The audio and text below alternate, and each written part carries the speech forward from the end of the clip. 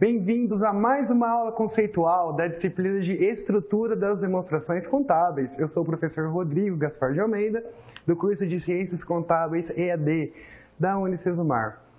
Na aula conceitual número 4, nós vamos focar na unidade 4 do material didático de vocês. Então, nesse sentido, temos algumas competências e habilidades que buscamos desenvolver com você perante essa aula. Desenvolver o raciocínio lógico e analítico para verificar medições e analisar dados para a finalidade e uso pretendido e também utilizar adequadamente a terminologia contábil. Então, vou trazer para vocês conceitos das normas brasileiras de contabilidade. Então, quais são os objetivos desta aula referente à unidade 4? Então, eu vou apresentar para vocês a demonstração dos fluxos de caixa. Vou explanar o conceito de caixa e equivalente de caixa. Vamos verificar sobre entradas e saídas de caixa. Eu vou trazer exemplos para vocês dos 3 tipos de fluxos. Fluxo operacional, fluxo de investimento e fluxo de financiamento. Também vamos conhecer transações que não se enquadram na DFC e verificar a estrutura. Nesse sentido, você vai verificar que existem o método direto e o método indireto da DFC. Bom, alunos, antes de começarmos a falar aqui da DFC, trazer os conceitos da norma, eu gostaria que você prestasse atenção nesta frase. Foi falada pelos nossos autores Hendrickson e Van Breda, norte-americanos. Então, eles falam que o item caixa adquire a sua importância na relação entre o capital e o lucro, porque representa o poder de compra que pode ser transferido facilmente. Então, alunos, vamos refletir um pouquinho sobre essa frase. Quando eu tenho caixa, quando eu tenho dinheiro, eu consigo transferir este caixa para outra pessoa. Vamos imaginar que eu comprei uma mercadoria e eu tenho que pagar essa mercadoria. Então, eu vou lá, pago ele, faço uma transferência bancária, faço um Pix, hoje em dia já atual, o Pix. Mas eu tenho que ver outros aspectos que não são caixa para comparar. Então, imagine que você tenha camisetas no estoque da sua empresa e aí você comprou uma mercadoria. Você vai conseguir pagar essa mercadoria com as camisetas? Será que você vai chegar na loja com um monte de camiseta, dar a camiseta para eles e falar assim, olha, o pagamento está aqui? Ou então você é um prestador de serviços, tá? E aí você chega lá e você vai prestar um serviço. Olha, eu quero esse item e eu vou prestar um serviço para você. Alunos, nessa situação, se a contraparte aceita, aí nós estamos falando de permuta, tá?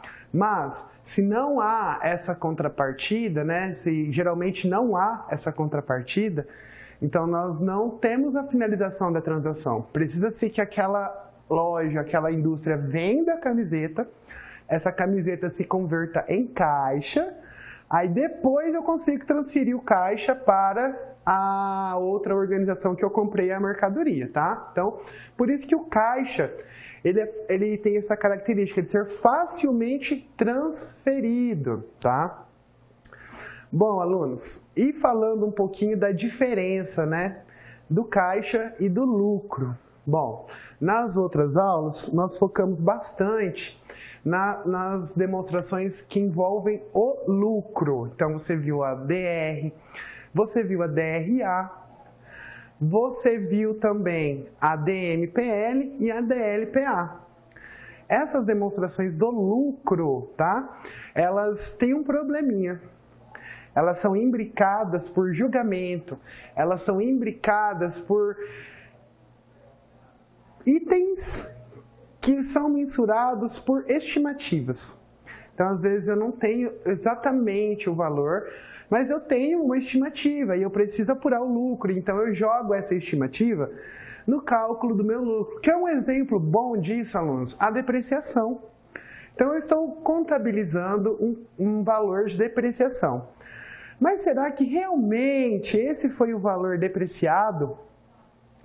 Será que a organização não está fazendo uma estimativa? Então eu coloquei R$1.000 em janeiro, R$1.000 em fevereiro, R$1.000 em março. Será que foi igualzinho mesmo a depreciação no mês de janeiro, no mês de fevereiro, no mês de março?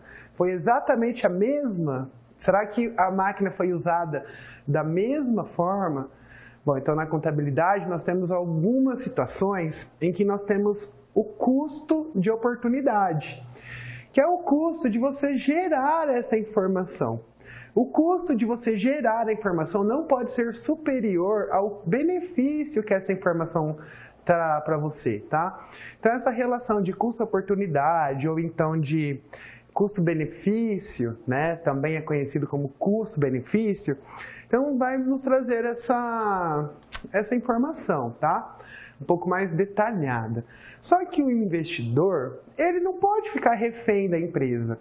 Ele não pode ficar refém da empresa fazer julgamentos, fazer estimativas. Ele precisa de uma outra informação para triangular e ele conseguir ver, então, se a empresa é boa ou ruim. Aí, alunos, que entra a figura do caixa. Então, o caixa, ele destoa do lucro. Porque no lucro nós temos as receitas e despesas reconhecidas pelo princípio de competência. O que quer dizer isso, alunos? Quer dizer que talvez, tá, a organização ainda não recebeu aquela venda, mas essa venda ela precisa estar registrada lá na demonstração do resultado. Talvez a organização não pagou a despesa, mas essa despesa precisa estar na demonstração do resultado. Então, alunos, o caixa ele vem para diminuir essa assimetria da informação, né? Ele vem para dar uma segurança maior para o usuário da informação. E o caixa é tão importante que nós temos uma norma específica sobre o caixa. Além, é claro, né, de uma demonstração específica sobre o caixa, que é a DFC, a demonstração dos fluxos de caixa. A norma que fala como a organização tem que elaborar a DFC, o que vai na DFC, o que não vai na DFC, é a NBCTG 03, tá? E eu separei também aqui nesse slide uma citação do material didático de vocês.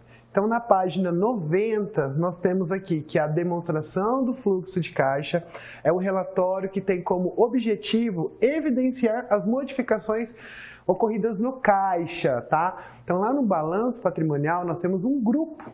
Esse grupo chama-se disponível. E nesse disponível, nós temos o caixa e temos o banco, ou outro tipo de transação ali de alta liquidez, que converta-se em dinheiro em um período inferior a 90 dias, tá? Então, uma aplicação financeira de alta liquidez também é considerada caixa, mas aí ela é considerada equivalente de caixa. Vou trazer esse conceito para você também nos próximos slides, tá?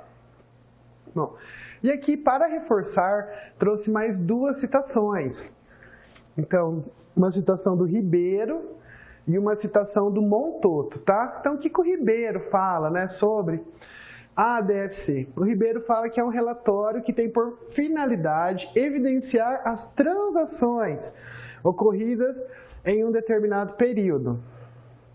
Então, olha, eu vou grifar aqui para você as palavrinhas mais importantes aqui dessa definição, ó.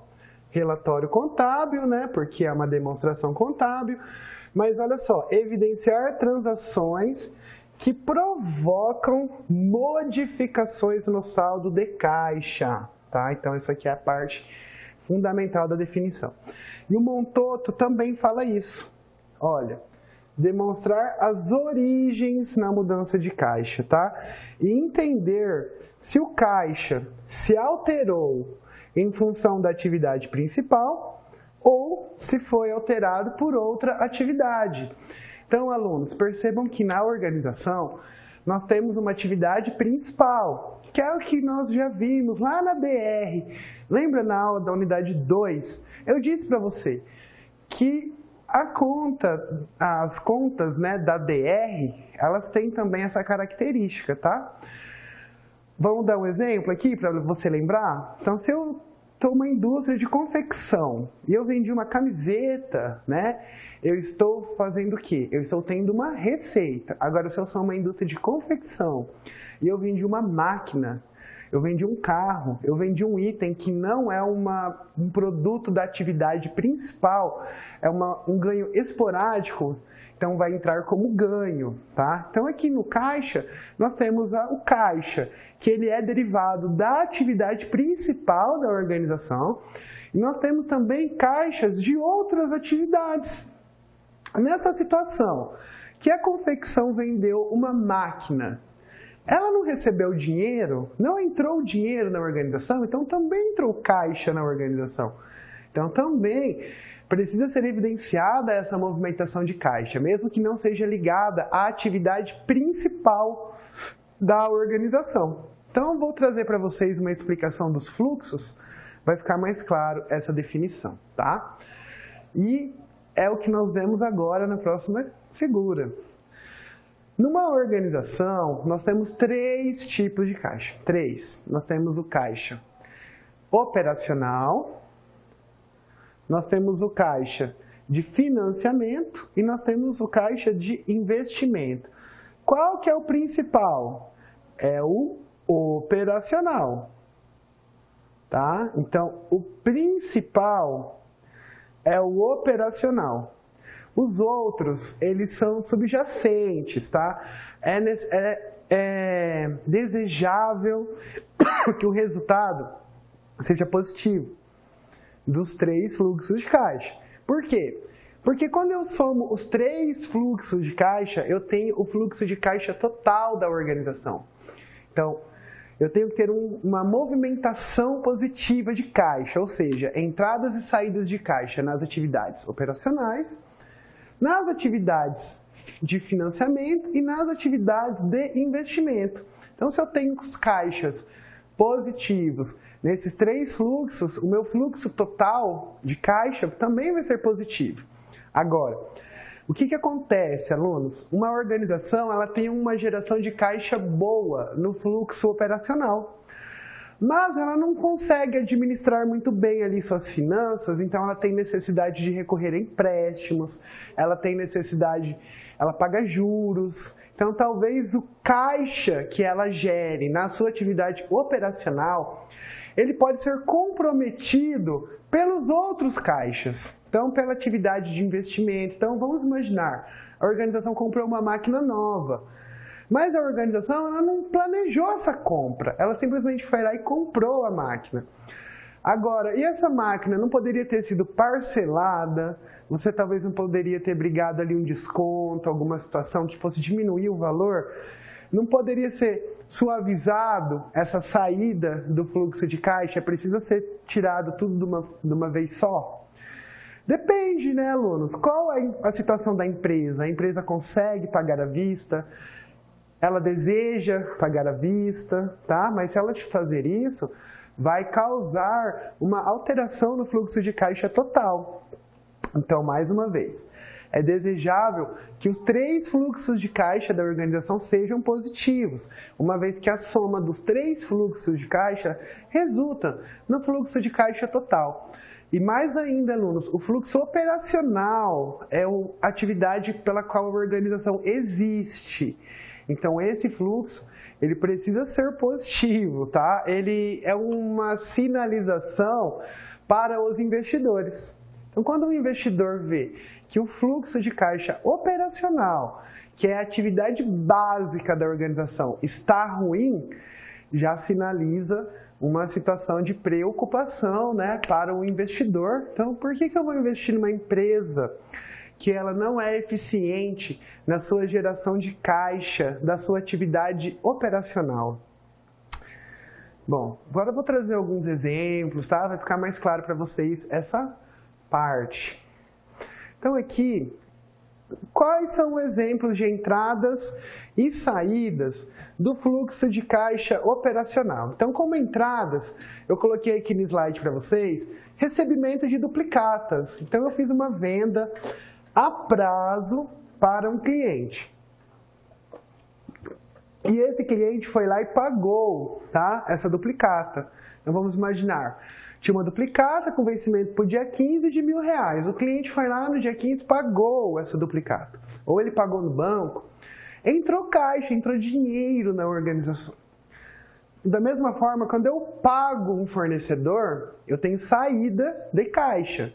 Mas aqui eu estou falando da atividade principal da organização. Então, aquela atividade que a organização existe. Por que essa organização existe? Então, nesse caso, quando eu vendo uma mercadoria a prazo ou eu pago um fornecedor que é ligado à minha atividade principal, eu estou falando do fluxo operacional. Fluxo de caixa de investimento. Então, aqui eu estou falando de compra e venda de ativos não circulantes. Então, aqui o exemplo mais comum que nós temos é quando eu vendo um imobilizado. Vendi um imobilizado da organização, vendi uma máquina, vendi um carro, vendi um item que não estava mais sendo utilizado nas minhas operações. Aqui como entrada de investimento, eu fiz um investimento em uma organização e essa organização me pagou dividendos. Então, eu já vou registrar esse recebimento desse dinheiro dos dividendos como uma entrada. Então, eu comprei ações de uma empresa e essas ações me pagaram dividendos. Esse dinheiro que eu recebo, ele é, então, uma entrada de fluxo de caixa. Compra de imobilizados. Eu estou comprando um equipamento. Professor, mas você não acabou de falar que quando eu estou falando do operacional, é o fluxo operacional? Sim, mas aqui nesse caso é um investimento porque é um ativo não circulante, tá?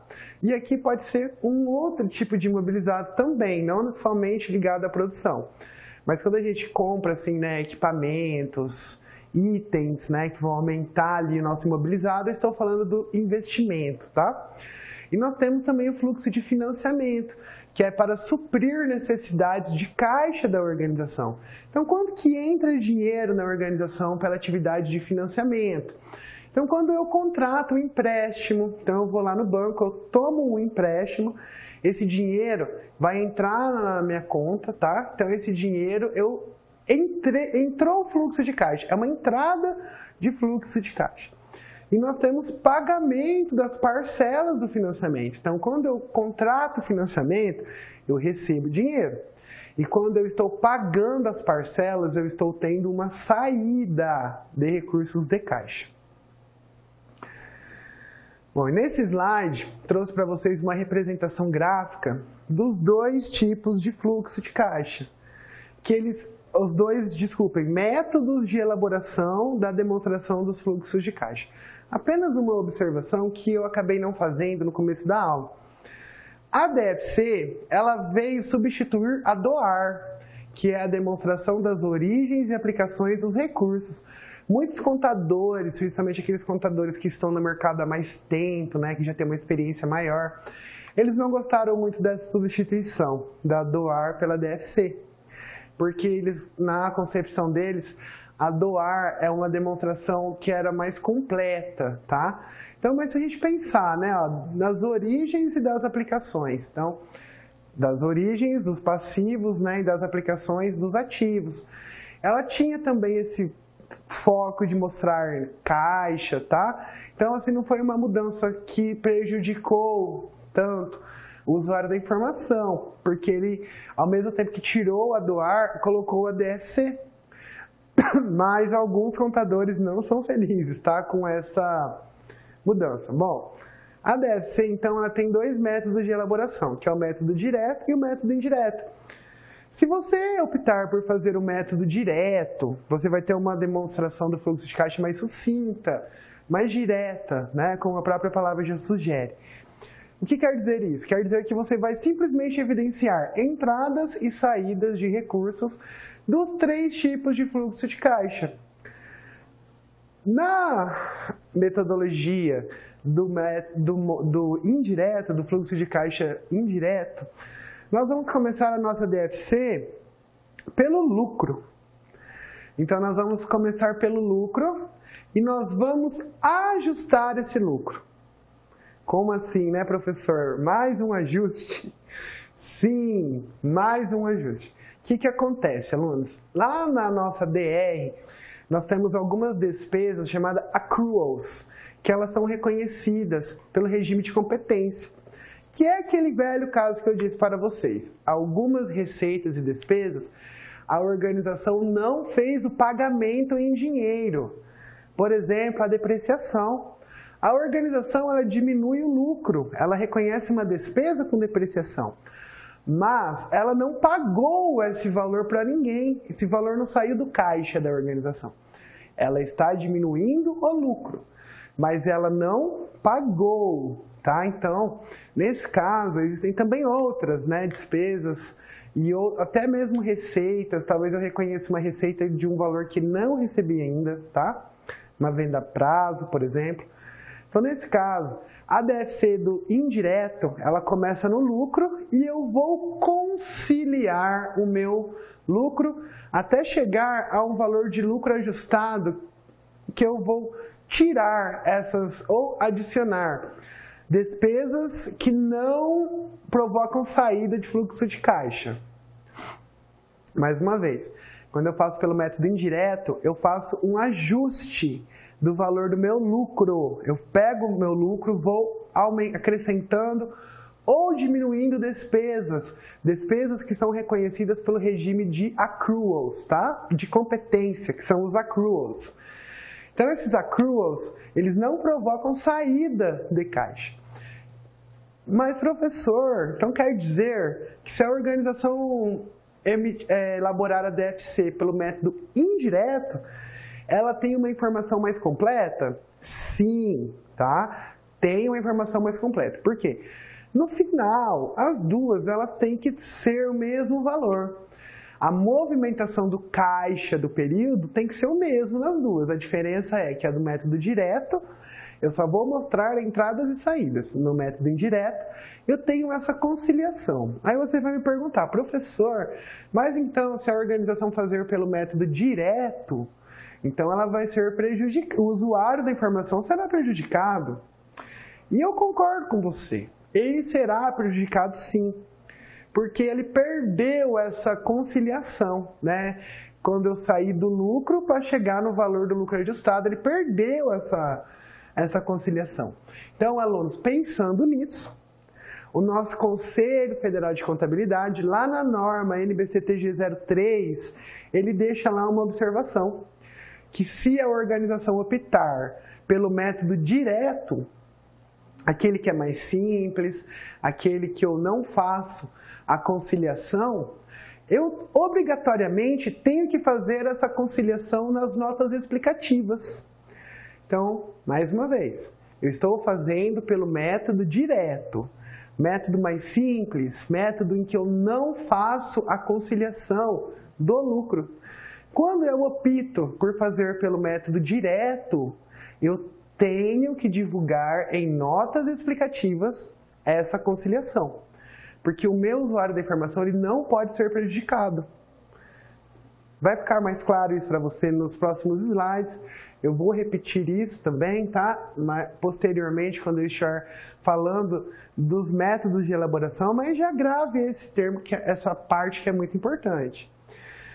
Então, no método direto, para apuração do fluxo de caixa operacional, outra coisa que é muito importante, alunos, a diferença das duas, do direto e do indireto, é o operacional, apenas, tá? É apenas o fluxo operacional. O fluxo de investimento e o de financiamento é igual nos dois métodos, somente o fluxo de caixa operacional, tá? Então, no direto, o operacional é entradas e saídas. E no indireto, eu começo pelo lucro, vou excluindo ou adicionando receitas e despesas. Bom, agora vamos falar um pouquinho das definições. Então, falei aqui caixa, equivalente de caixa, mas o que é isso, né? Então, vamos ver aqui como a norma NBCTG 03... ela traz. Então, caixa, gente, representa os numerários em espécie. Dinheiro, né? Dinheiro que todos nós gostamos. e também depósitos bancários disponíveis, então, que já está na conta da empresa. A empresa pode ir lá no banco, sacar, tá? De acordo com o Ribeiro, equivalentes de caixa, tá? São aplicações financeiras de curto prazo, alta liquidez, prontamente conversíveis em caixa. Pessoal, aqui eu tenho um ponto de julgamento. Então, o que é uma aplicação financeira com alta liquidez, baixos riscos, altamente conversível em caixa? Bom, talvez eu possa ter dois bancos e um banco tem um risco maior que o outro banco. E eu trato eles iguais, só vou considerar o prazo de 90 dias.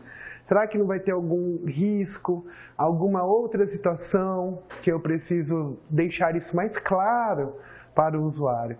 Então aqui nós estamos falando de julgamentos, estimativas, tá? Então quando eu falo o que é a caixa, é uma coisa mais tranquila. Caixa, olha, o caixa é o dinheiro. Dinheiro e o valor que eu tenho lá no banco. E o equivalente de caixa? Aí eu começo a entrar um pouquinho, né, na subjetividade. Então, lá na norma, nós temos uma referência. Lá na norma, nós temos o prazo de 90 dias. Então, o que for inferior a 90 dias é curto prazo.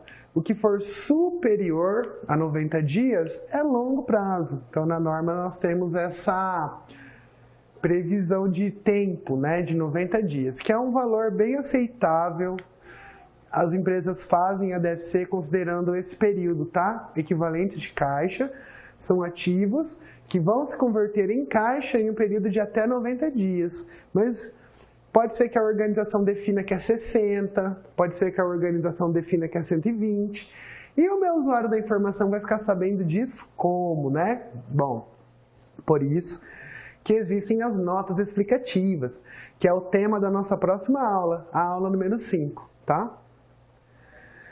Bom, e agora eu trouxe aqui para vocês alguns exemplos. Então, quais são alguns exemplos de itens que são considerados caixa e também equivalentes de caixa, tá? Ou seja, não são caixas, mas equivalem-se a caixa. Então, caixa, que é o dinheiro mesmo, né, em espécie. Tem os bancos conta movimento. Eu não gosto muito desse nome, gente. Conta movimento, mas é o nome que todo mundo usa, né? Todos os autores na literatura, nos planos de conta, é comum nós vermos assim, banco conta movimento, tá? Mas é a conta bancária da empresa que ela negocia. E as aplicações financeiras com alta liquidez, baixo risco, vencimento em até 90 dias. Por que baixo risco, alunos? Porque aqui tem que ficar claro para o usuário da informação que a organização tem aquele valor ali, naquele momento, ela precisar do dinheiro, ela vai lá no banco, ela pega. Se você tem uma aplicação financeira que tem algum risco, que depende de outra pessoa, que há ali um certo grau de incerteza envolvendo essa aplicação financeira, então você não tem um equivalente de caixa, tá? Bom, agora vamos começar a falar de cada um dos fluxos, né? Então, fluxo de caixa operacional, exemplos de entradas. Já trouxe, mas vamos reforçar, alunos, recebimentos de caixa pela venda, recebimentos de caixa decorrentes de royalties, honorários, comissões, outros tipos de receita, tá? E nós temos como saída pagamento de fornecedores para adquirir mercadorias, para adquirir serviços. Temos outros tipos de pagamento, né? Pagamentos de impostos ligados à produção, à compra e venda de itens de produção, tá? Então, aqui nós estamos falando do fluxo mais relevante. Estamos falando assim, de onde a organização tem os seus ovos de ouro ali, tá? É onde a organização tem que ter um cuidado maior. É no seu fluxo operacional. Ali está o segredo do sucesso da organização. Se ela tem uma política de financiamento, de investimento muito forte, tá? Então, imagine uma empresa que vende ações, compra ações, uma empresa que faz empréstimo para aproveitar uma compra de matéria-prima de um fornecedor, que ela ganha um desconto. Então, esse tipo de empresa pode ser que eles tenham outros fluxos bem relevantes de financiamento e de investimento, tá?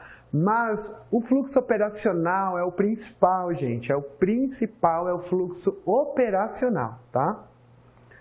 E o fluxo de investimento. Então, entrada, nós temos recebimentos de caixa resultantes da venda de ativo imobilizado, de ativo intangível ou outros ativos longo prazo, tá? Longo prazo, gente, aqui estou falando de itens de longo prazo, superior a 1 ano. Por isso que eu estou falando em investimento. No fluxo operacional, já não tem essa característica, né? É ali no dia a dia da organização. Aqui estamos falando de investimentos, tá? E as saídas de caixa?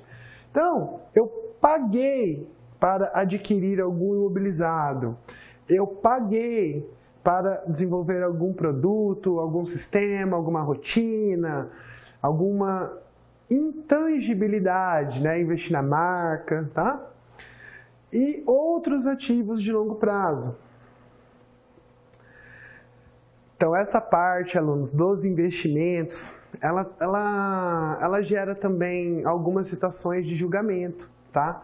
Então, por exemplo, se eu estou fazendo um financiamento para adquirir um imobilizado, que eu vou usar na própria organização, eu contabilizo isso como investimento ou contabilizo isso como financiamento? Então, foi uma necessidade de caixa da organização ou foi um investimento da organização? Vou deixar você pensando um pouquinho, já eu volto com a resposta. Então, agora, vamos falar do fluxo de caixa de financiamento, tá? Então, nós temos entradas, o caixa recebido pela emissão de ações. O caixa recebido pela emissão de debêntures, empréstimos, notas promissórias, outros títulos de dívida, tá? E também, gente, quando eu fiz um empréstimo no banco e esse dinheiro entrou na conta da empresa.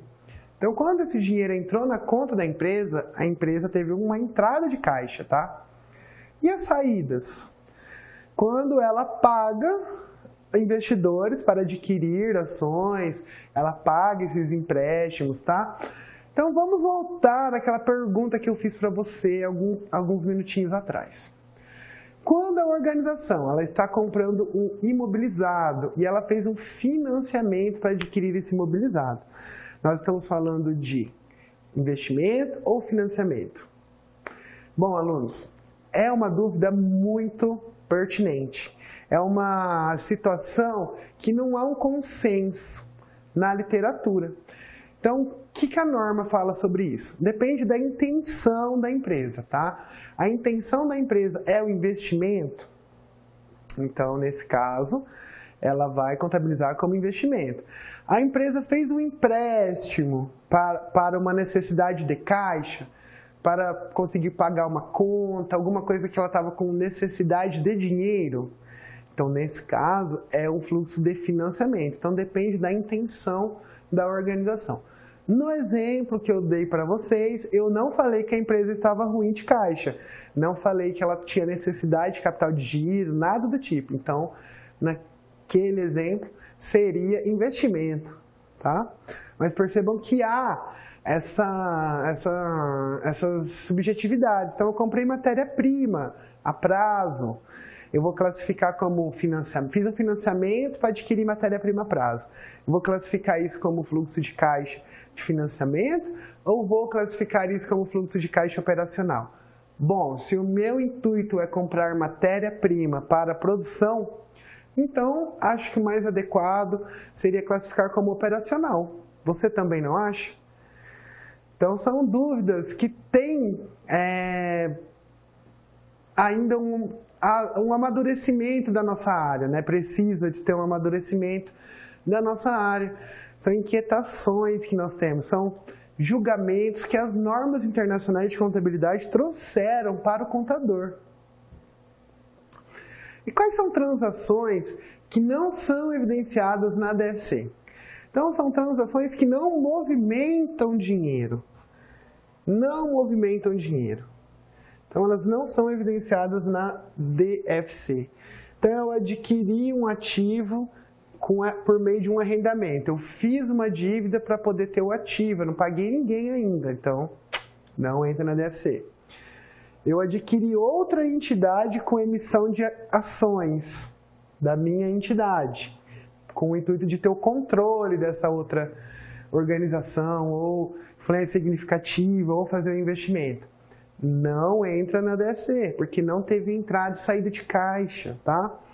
Conversão de dívidas em instrumentos patrimoniais. Então, eu tenho debêntures emitidas e eu converti essas debêntures em ações.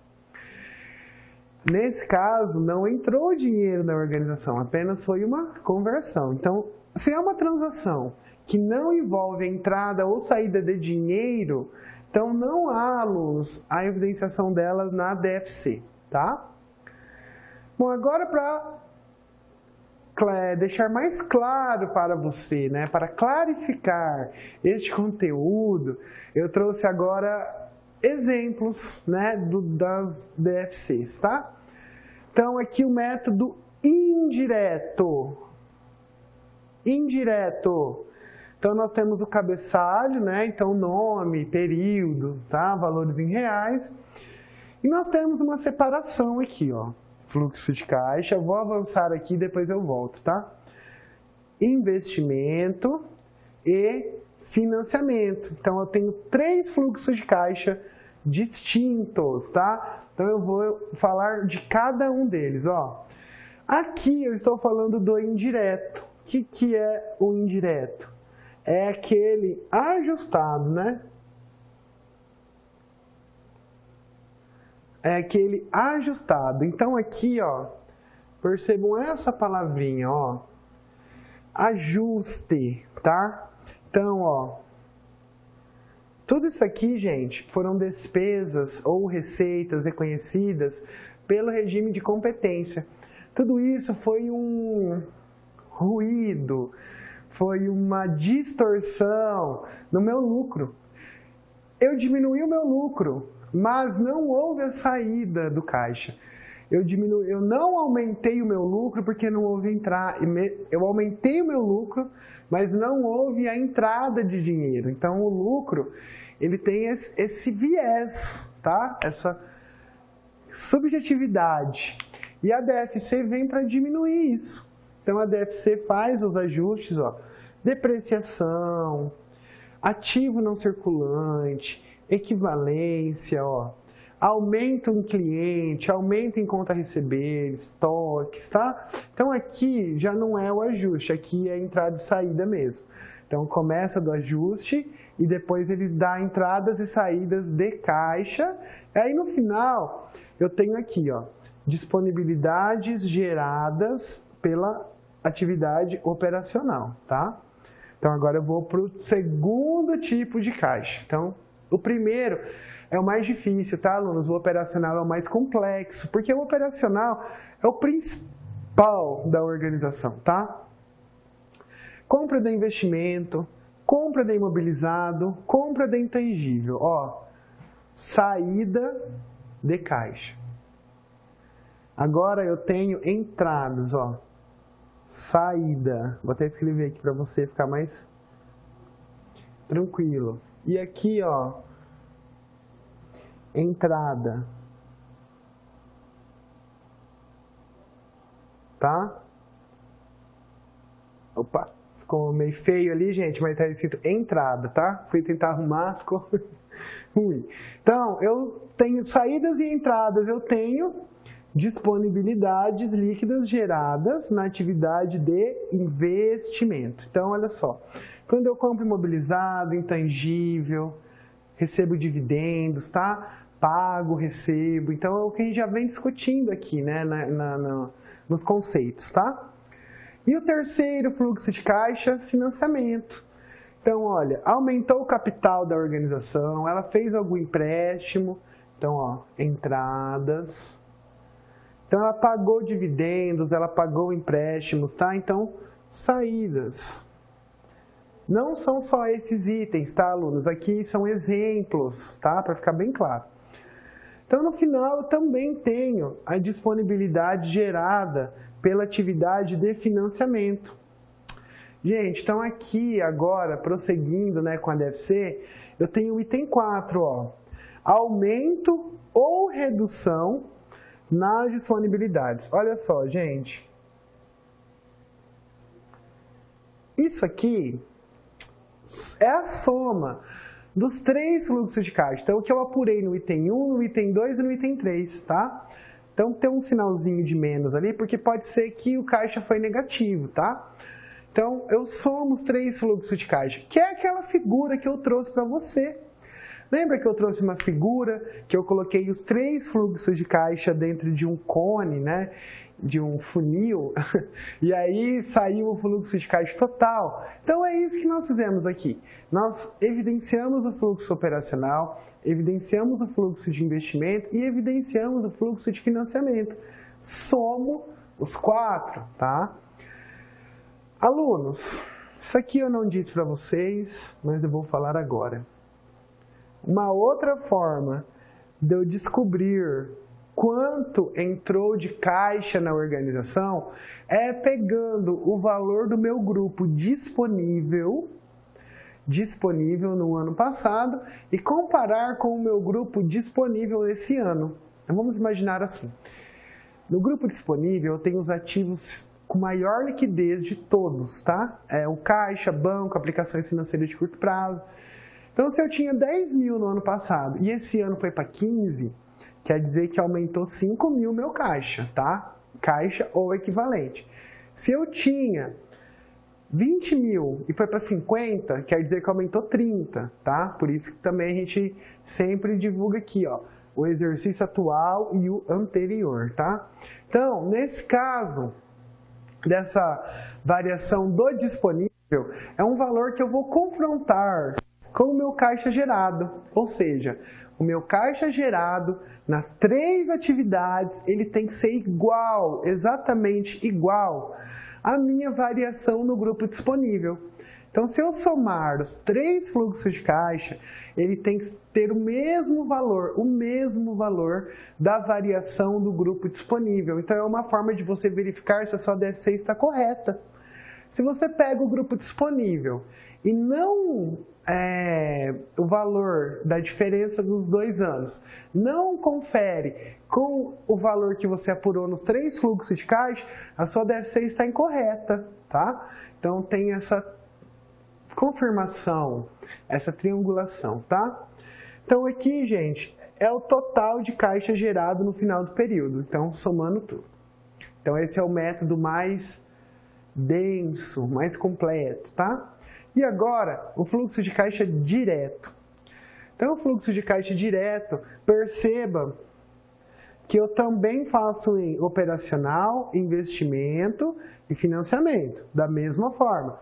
Só que a diferença é que aqui, ó, eu não tenho ajustes, eu já vou direto. Valores recebidos, valores pagos, pagamentos, recebimentos, ó. Eu não faço a conciliação. Aquela conciliação tirando depreciação, tirando impostos, tirando accruals, eu não faço aqui. Eu já vou direto. Então, simplesmente o que entrou e o que saiu de caixa. Por isso que há a necessidade da organização divulgar essa informação em notas explicativas. A maioria das empresas, ela faz a demonstração do fluxo de caixa pelo método indireto, tá? Mas, se alguma escolher fazer as duas, né? Ou fazer pelo método direto, então ela tem que divulgar a conciliação na nota explicativa, tá? Então, mais uma vez, a direta, deve ser direta, ela tem um volume de informações menor do que a elaborada pelo método indireto, tá? Então, vou somar tudo ou diminuir tudo, vou ter disponibilidades líquidas geradas pelas atividades operacionais. Mesma coisa para os investimentos, mesma coisa para os financiamentos, tá? Eles não mudam, tá, alunos? Tanto no indireto quanto no direto. É a mesma coisa. O único que vai mudar é o operacional, tá? Então aqui, compra de investimento, compra de imobilizado, compra de intangível, recebimento de venda do imobilizado, intangível, investimentos, tá?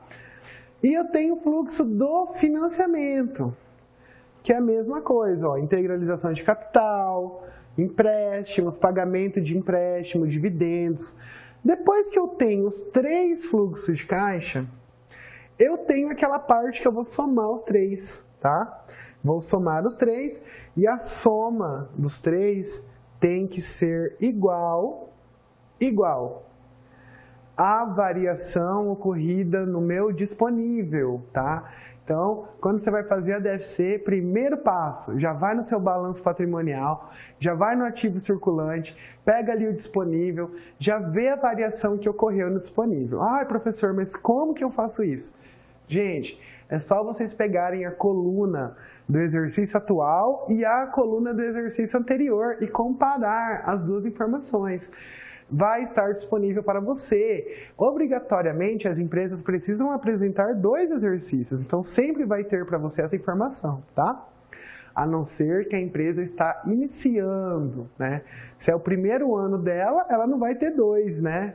Salvo isso, todos os exercícios ela tem pelo menos informações de 2 períodos.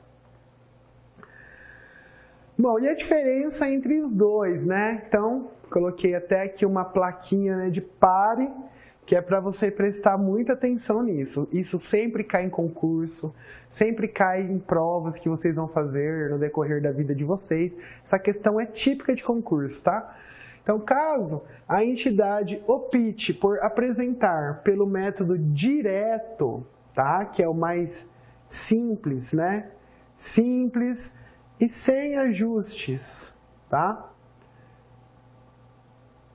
Se ela faz isso, ela precisa divulgar conciliação em notas explicativas. Então, essa aqui é a parte que vai garantir que o usuário da informação não vai ser prejudicado. Então, se ela decide fazer pelo método direto, que ele é mais simples, ele omite aqueles ajustes, ela evidencia em notas explicativas. Bom, alunos, chegamos ao final, então, da nossa aula da unidade 4. Então, falamos da DFC, que é uma demonstração muito relevante. Ela fala do caixa. Essa demonstração ela é tão importante que tem uma norma específica para ela, que é a NBCTG 03, tá? Então, eu falei para você o que é uma demonstração do fluxo de caixa. Tem a questão que ela veio substituir a DOAR, que é a demonstração das origens e aplicações dos recursos. E a DFC, ela traz o caixa e os equivalentes de caixa. Então, eu falei para você o que é um caixa e o que é o equivalente de caixa. Também falamos dos tipos de entradas e saídas em cada atividade, tanto na operacional, quanto na atividade de investimento, quanto na atividade de financiamento. Tá? Trouxe exemplos de cada um desses fluxos. Depois eu trouxe ainda um slide com transações que não se enquadram na DFC. Por que elas não se enquadram na DFC? Porque não houve entrada e saída de caixa, tá? E no final, trouxe então a estrutura, exemplos, né, da DFC elaborada pelo método direto e da DFC elaborada pelo método indireto, sendo que o indireto é o mais completo. Se a organização optar pelo método direto, ela precisa divulgar o ajuste do lucro para o caixa gerado na atividade operacional em notas explicativas. Aqui as principais referências dessa aula. Mais um pouquinho aqui das referências. Referências online, que são normas, pronunciamentos. Aqui principalmente a norma NBCTG 03. Muito obrigado pela atenção, bons estudos!